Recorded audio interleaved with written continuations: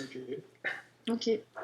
Bon, ben alors, d'abord, on va remercier Éric Bruyard de cette petite intervention avec nous pour le MOOC Média de l'Académie de Besançon.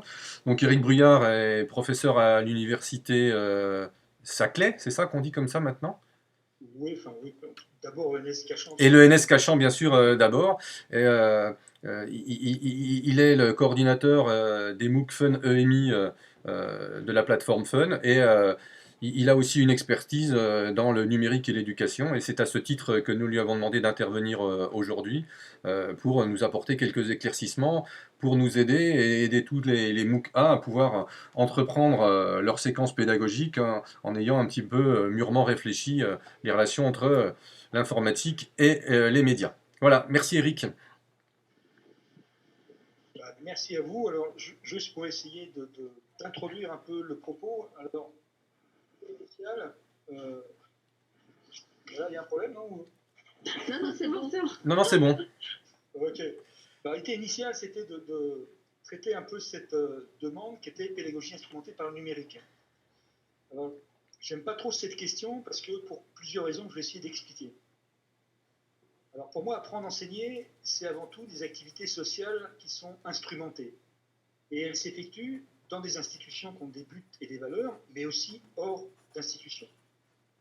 Alors, ce n'est pas la pédagogie qui est instrumentée, ce sont les activités qui sont instrumentées. Euh, la pédagogie, en gros, c'est dans le choix de ces activités, leur régulation, c'est dans les relations sociales, etc. etc. Donc, ce n'est pas la pédagogie directement qui est instrumentée, mais d'autres choses.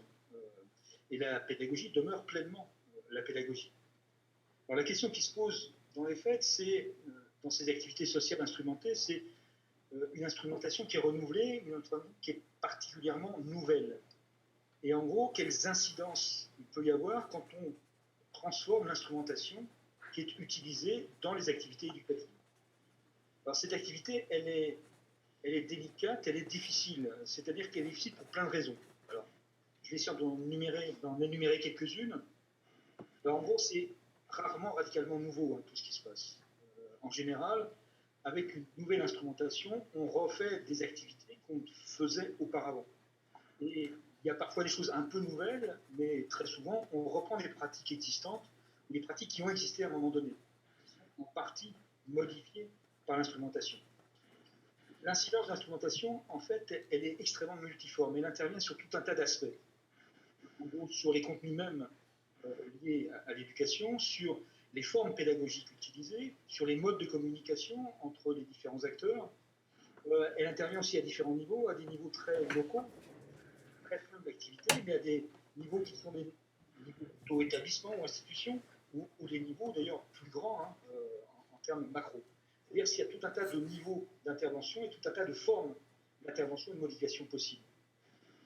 Tout cela nécessite dans les institutions des formes qu'on appelle de scolarisation, c'est-à-dire qu'il faut rendre compatible cette instrumentation avec ce qu'on fait effectivement dans les institutions éducatives. Ce n'est pas de l'intégration, hein, c'est de la scolarisation, c'est-à-dire c'est les acteurs qui choisissent la manière dont ils vont modifier, transformer, adapter cette instrumentation à leur fonctionnement pédagogique et aux contraintes qu'ils ont dans les institutions où ils exercent. C'est très souvent ambivalent, les nouvelles instrumentations. C'est très clair hein, sur tout ce qui est issu de l'informatique, c'est à chaque fois ça ouvre des possibilités nouvelles, c'est-à-dire on peut faire des choses qu'on ne faisait pas avant, qu'on devait faire différemment, ça ouvre des possibles, en même temps, à chaque fois, ça enlève des occasions d'apprendre. C'est-à-dire que ça n'est jamais tout à fait bénéfique. Il y a des aspects tout à fait intéressants, bénéfiques, il y a des aspects qui sont tout à fait néfastes et qu'il faut justement contrôler dans les choix pédagogiques qu'on fait en éducation. Il y a des effets plus globaux qui sont des effets sociaux qui interviennent avec ces changements d'instrumentation. En gros, on ne sait jamais très bien si les nouveautés sont poussées par de nouvelles formes sociales, ou c'est l'éducation qui amène des changements sociaux. Et le plus délicat, c'est qu'en gros, il y a des très nombreux discours autour de numérique et informatique dans l'éducation. Et ces discours sont très mal situés, ils sont complexes, ils sont réducteurs, et ça devient très difficile d'ajouter un discours à d'autres discours. Et très souvent, ils obscurcissent les débats liés à l'éducation. Un des risques actuels, d'ailleurs, justement, qui est lié aux technologies, une façon de prendre les technologies, c'est des visions par trop technicistes de l'éducation. Beaucoup d'observateurs ou de gens qui sont proches de l'éducation ont cette vision comme la pharmacie. Hein. C'est-à-dire qu'on va utiliser des technologies nouvelles avec des pratiques qui ont été, entre guillemets, validées par des théorisations, quelques tests, et on va diffuser l'ensemble de ces choses-là dans l'ensemble du système. Et les acteurs du système, en fait, n'ont plus qu'un rôle d'exécutant pour utiliser les technologies et les pratiques utilisant ces technologies qui ont été validées de l'extérieur. C'est une vision extrêmement réductrice de l'éducation qu'on voit assez souvent et qui est un danger, une forme potentielle de dérive de notre éducation dont il faut se prémunir. Alors, je vais juste revenir à la fin sur ma vision de l'éducation, mais pour vous indiquer, c'est une difficulté si on prend cette entrée pédagogique instrumentelle. Alors, l'exemple de l'EMI, l'éducation aux médias et à l'information, et à l'informatique, c'est un domaine justement où on peut comprendre la façon dont les éléments se structurent les uns avec les autres. Alors on pourrait dire, ce que certains disent, voilà, en gros il y a 3 modes d'information, l'info médiatique, l'info document et l'info donnée, liée à l'informatique. Et ça serait 3 façons de découper les choses. Je pense que ce n'est pas une bonne façon de voir parce que c'est fondamentalement complètement imbriqué. C'est-à-dire on ne peut pas dissocier les éléments qui ressortent des aspects médias, des aspects strictement documentaires et des aspects informatiques. Donc pour ça, on peut reprendre cette trilogie comme la trilogie du document, que je pense que vous connaissez la plupart en documentation, celle qui vient du collectif Roger Pédoc, qui a été aussi reprise par Salin, qui était membre de ce collectif. Cette idée de, alors, à un moment c'était forme, signe, médium, aussi il y avait un espèce de triptyque de vision, ou alors dans ce que Jean-Michel Salin appelle le vu-lusu, c'est-à-dire les éléments d'abord de perception, de forme, les éléments plus intellectuels, de contenu, de texte, et les éléments de relation et de médias. Pour comprendre un document, il faut finalement articuler ces 3 visions complémentaires du document. Ce ne sont pas des choses qu'on va séparer, c'est des choses qui sont des éléments complémentaires qui sont absolument nécessaires si on veut comprendre ce que c'est qu'effectivement le document.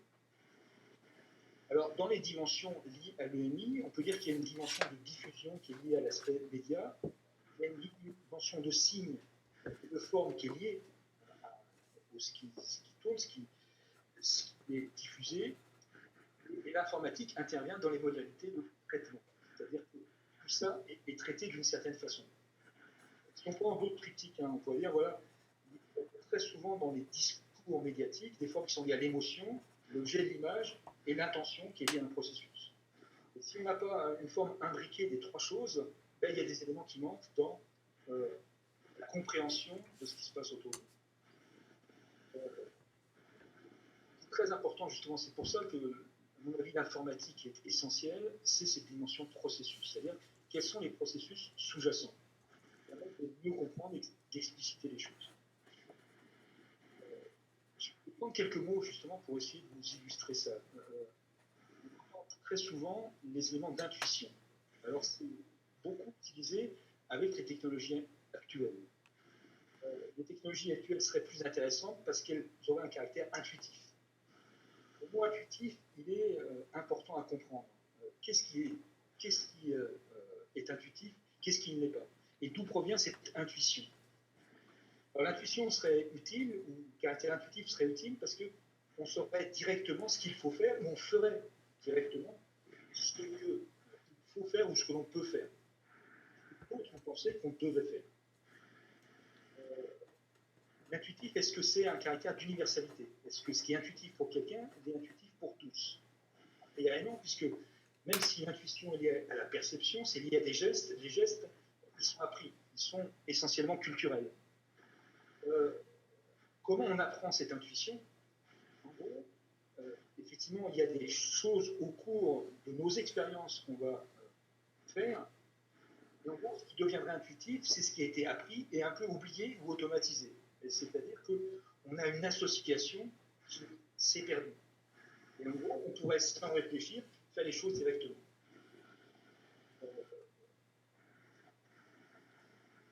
derrière ça, l'idée de l'intuitif, c'est justement un truc très opposé à l'éducation. C'est-à-dire qu'on pourrait directement savoir faire les choses sans se poser aucune question. C'est l'idée toujours de raccourcissement du temps. Hein. On va plus vite, on va directement vers ce que l'on croit vouloir faire, mais en même temps, si on n'interroge pas ce côté intuitif, finalement, on fait ce que d'autres ont projeté longtemps que nous fassions. C'est lié au concept assez général d'affordance, hein, qui est un concept assez classique maintenant. L'idée d'affordance, c'est une propriété que l'on voit directement sur les objets. C'est-à-dire qu'on perçoit des objets, on sait directement comment opérer sur eux. L'exemple classique, hein, ça vient de Norman, sur les interfaces, disons, informatiques.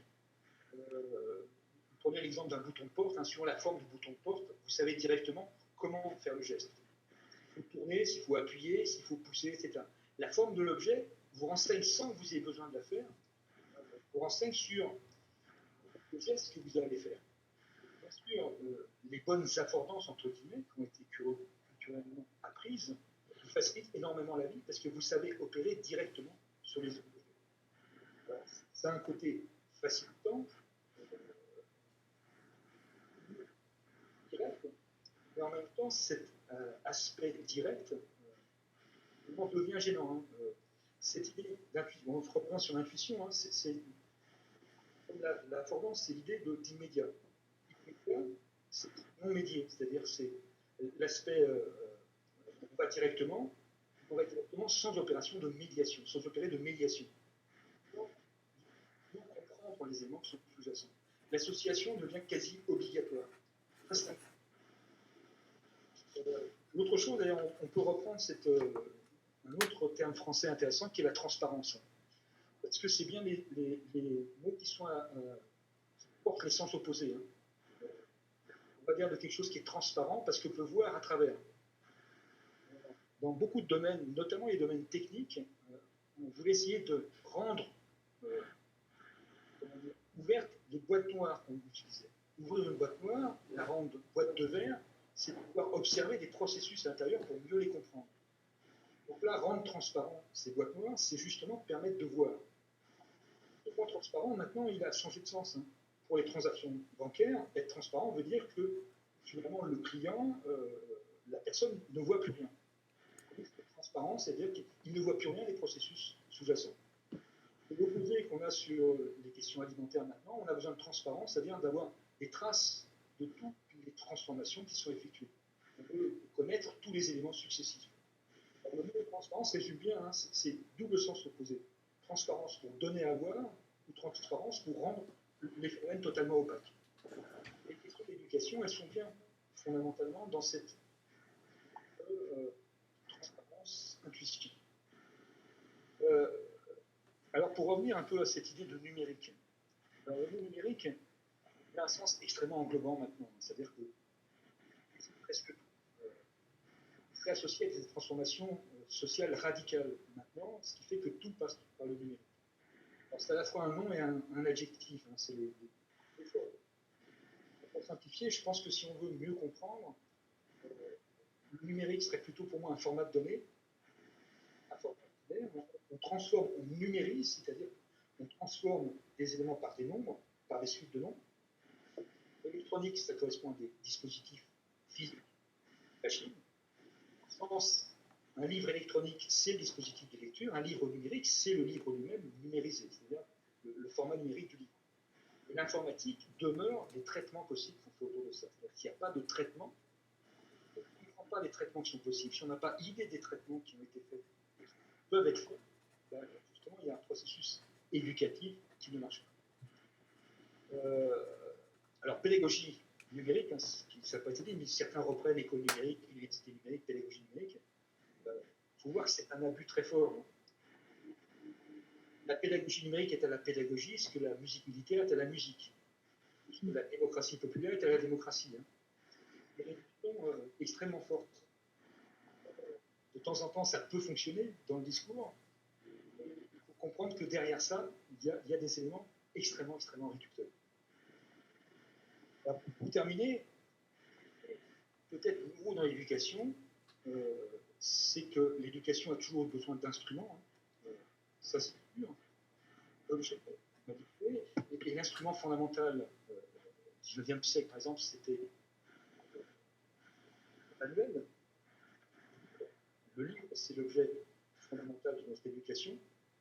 Vous aviez des manuels, vous aviez des cartes murales après, etc. C'était des formes d'objets particuliers. Et on était habitué à cette opposition du livre, de livresque, à opposer à une culture un peu vivante, par l'expérience de la vie. C'est deux choses qui s'opposaient, qui devaient se construire parallèlement. On avait critiqué les gens qui n'avaient qu'une culture dite livresque. On est maintenant dans un brouillage des frontières parce que les documents, essentiellement, ou les objets qu'on a manipulés, sont réactifs, voire proactifs. Alors que les objets, c'est des objets qui étaient non modifiables, non modifiés, et qui ne se transformaient pas dans leur relation avec des utilisateurs, des apprenants ou des enseignants. Les objets qu'on a maintenant, fondamentalement, sont les objets réactifs. C'est ça qui change, à mon avis, l'éducation. Penser l'éducation avec des objets réactifs. On veut penser une éducation émancipatrice, que l'objet soit réactif, d'accord, il faut comprendre les processus sous-jacents à ces formes de réactivité. C'est ça l'essentiel. Alors ça ne dit pas ce qu'il faut faire de manière très précise, ça donne un peu des pistes de construction un peu de l'éducation, où justement on va lutter contre les expressions d'intuition, de transparence, opacité, de numérique un peu à tout va, de finalité où on veut avancer plus vite, pour dire non, au contraire, l'éducation, elle réside dans le fait qu'on va maintenant effectivement avoir des instruments de plus en plus réactifs, des objets, des documents réactifs autour de nous, des objets qui peuvent prendre un certain contrôle, il faut se méfier de déléguer trop de pouvoir à ces instruments. Et justement, ce qui est le fond de la pédagogie, c'est finalement de construire des relations de construction, du côté de la fonction de l'enseignement, du côté de la fonction de l'apprenant, en utilisant tout un tas d'activités, d'instruments, d'objets, de documents, etc., mais sans déléguer la responsabilité, le pouvoir à ces instruments. Voilà un petit peu la vision de l'éducation que je vais essayer de passer. Voilà. Voilà ma présentation assez rapide. Voilà, mais c'est exactement ce qu'on attendait. Si les autres n'ont pas de questions, moi j'en ai une première, c'est que tu insistes régulièrement sur la notion de processus. C'est justement ces processus-là qui sont difficiles à mettre en place et à expliquer avec des élèves, surtout quand ils sont petits. Et une des difficultés qu'on entend par rapport, par exemple, à la théorie du complot, qui serait quelque chose de véhiculé chez les ados, etc., c'est le fait que justement, ils n'ont pas conscience des processus. Et nous, dans dans ce qu'on doit faire pour l'éducation aux médias, une des difficultés, je pense qu'elle est d'arriver à faire de montrer réel tous ces processus qui sont des fois pour nous même compliqués à identifier, quoi. Effectivement, je pense que c'est là l'une des choses très importantes, c'est d'arriver à matérialiser un peu ces processus, ou donner des images de ce processus, des images successives. Il faut donner des éléments qui permettent d'appréhender dans un sens fort justement ces processus. Un mot que je n'ai pas repris, c'est le mot virtuel. Ces technologies n'ont jamais rien eu de virtuel. Ils ont toujours besoin d'objets physiques derrière tout ça. C'est-à-dire que c'est des écritures qui se transforment d'un objet physique à un autre. Ce qui a tendance à nous échapper. Mais à chaque fois, on a besoin justement dans des processus complexes, d'avoir des états successifs de ces processus, peut-être de les imprimer, peut-être d'avoir des objets justement un peu stabilisés sur lesquels on peut voir les éléments de ces processus. C'est justement là, elle est à l'inverse d'une vision beaucoup trop rapide où on va directement d'une idée à un objet, à sa transformation, etc. Après, comment on fait à chaque fois, c'est difficile à dire. Oui. L'enseignement de la programmation, par exemple, sur les très jeunes, sur l'école élémentaire, la maternelle, c'est suffisamment simple. C'est-à-dire qu'on matérialise les ordres par des cartes. C'est-à-dire qu'on rend matériel cette chose-là. Et un programme que tu vas donner à une machine, ben, ce n'est pas quelque chose qui disparaît. Tu l'as comme un système de cartes, c'est-à-dire que tu l'as rendu physiquement consultable. Et s'il y a une erreur, s'il y a un truc qui ne va pas, ben, tu reviens sur ton ensemble de cartes. c'est pas une espèce de dialogue qui s'est perdu, auquel tu n'as plus que des traces complexes, c'est un objet physique. On rend physique les idées pour pouvoir justement en discuter, les modifier, etc. Oui, tout à fait. Est-ce que mes camarades ont des questions? Est-ce qu'ils ont pas mal coupé leur micro? Simplement un commentaire où je rejoins un peu ce que vous dites. Parce qu'on voit peut-être que les élèves finalement ont un peu l'illusion de maîtriser parfaitement les nouvelles technologies, notamment avec les réseaux sociaux, sans prendre effectivement conscience de tous les processus qu'il y a derrière, puisque les outils donnent l'illusion, enfin, il y a une immédiateté de l'utilisation. Et ce qui est difficile justement, c'est de déconstruire les croyances des élèves de maîtrise des technologies en fait. Voilà, et juste pour rebondir sur un petit peu avec cette remarque. Là, je suis tout à fait d'accord, la déconstruction est tout à fait essentielle. Et justement, c'est là qu'est le rôle de l'école, c'est-à-dire qu'il faut un cadre organisé pour déconstruire et reconstruire. On ne peut pas se contenter de déconstruire, justement. Il y a une forme d'éducation, c'est toujours de transformer, c'est-à-dire de se poser des questions qu'on ne se pose pas dans la vie habituelle. À l'école, on a un cadre rassurant où on peut s'amuser à faire des choses qui ne sont pas attendues, non attendues. Et ça, c'est un rôle fondamental de l'école, justement, de le faire dans un monde un peu sécurisé, où on peut se permettre de ne pas faire ce qui est attendu, de faire autrement.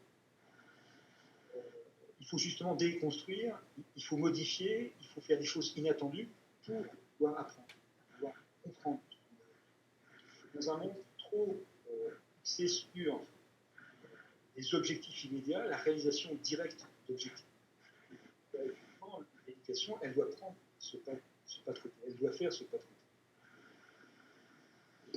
Mais l'idée, ça serait peut-être aussi de partir finalement de ce que porte la classe au quotidien et d'utiliser ces outils numériques pour montrer, comme dans du codage en maternelle, comment déplacer un robot, mais on part d'une situation concrète de classe qui n'a rien à voir avec le numérique finalement. Ouais. C'est cet outil-là qui va montrer aux élèves que c'est la réalité finalement, c'est la vraie vie qui prend le dessus. Oui, il y a un très bon exemple en ce moment, c'est qu'il y a une folie des objets connectés. L'intérêt des objets connectés, c'est les programmes de base qui sont derrière ne sont pas très complexes, donc on peut comprendre ce qu'ils font. Mais il y a des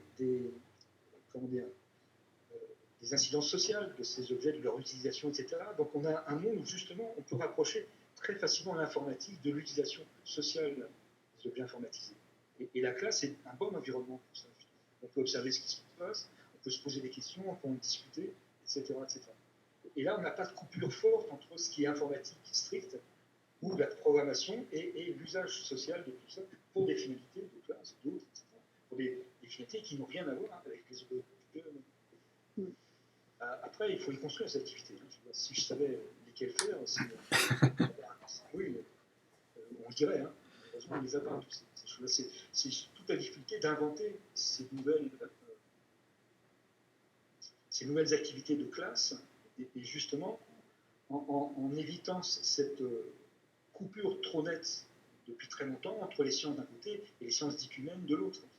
Justement, ces objets posent des questions qui mélangent les deux. C'est pour ça qu'il faut essayer de les réunir. Ce qui est intéressant là, dans ce qu'on essaye de faire avec les 70 collègues là, qui vont construire des séquences pédagogiques, c'est justement de pouvoir fournir des exemples d'activités, parce qu'une fois réalisées, elles seront mises en ligne sur les sites académiques, référencées dans les édubases du primaire et du secondaire.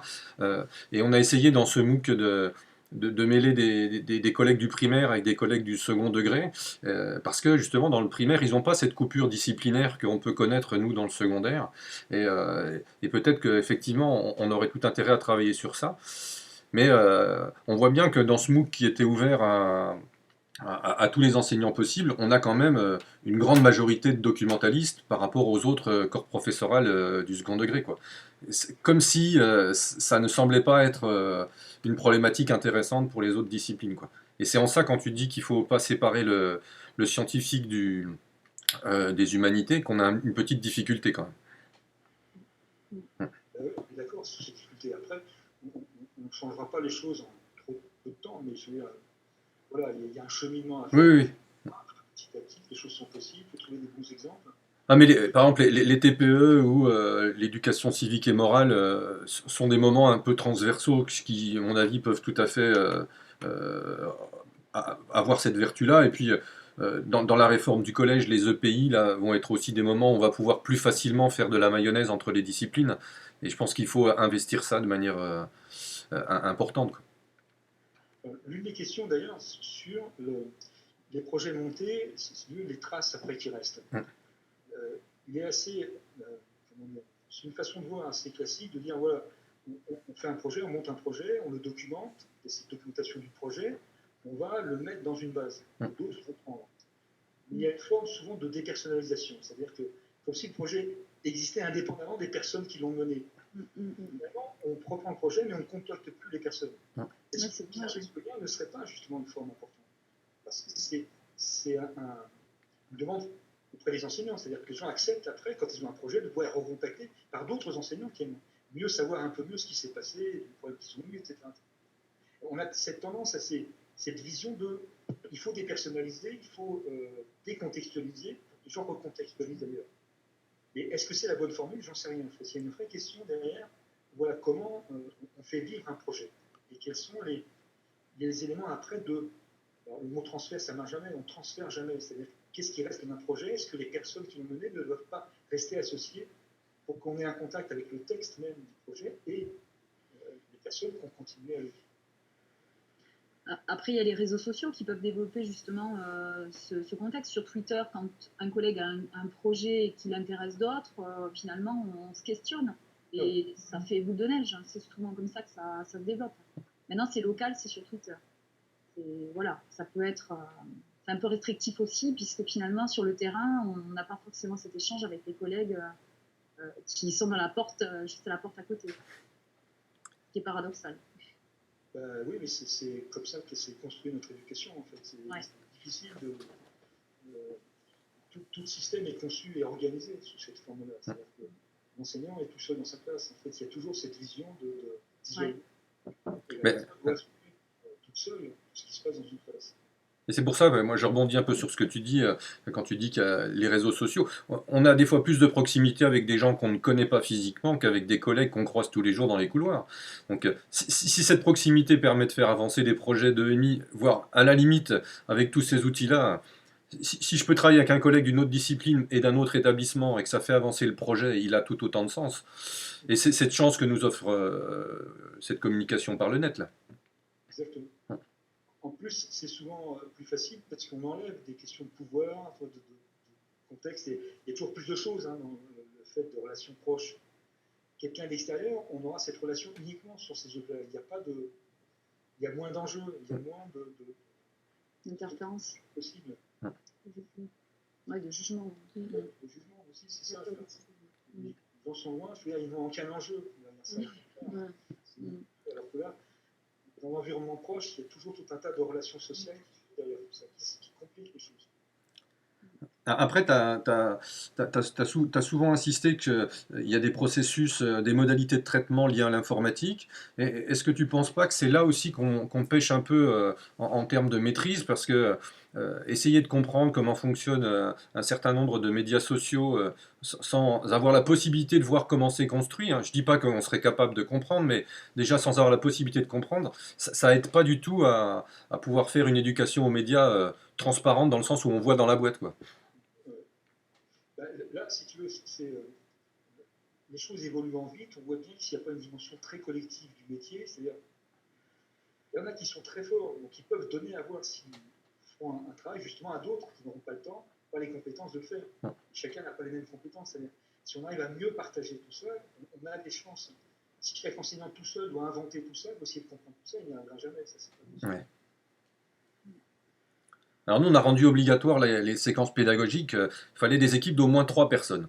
Dans cette idée de justement mutualiser, et si possible, avec quelqu'un du premier et quelqu'un du second degré. Bon, ça, premier, second degré, ça n'a pas toujours été facile à faire, mais en tout cas, les équipes, elles sont conséquentes. Et je pense que les gens gagneront de cette mise en relation entre eux, quoi. Je pense que c'est une habitude à prendre, c'est une façon de...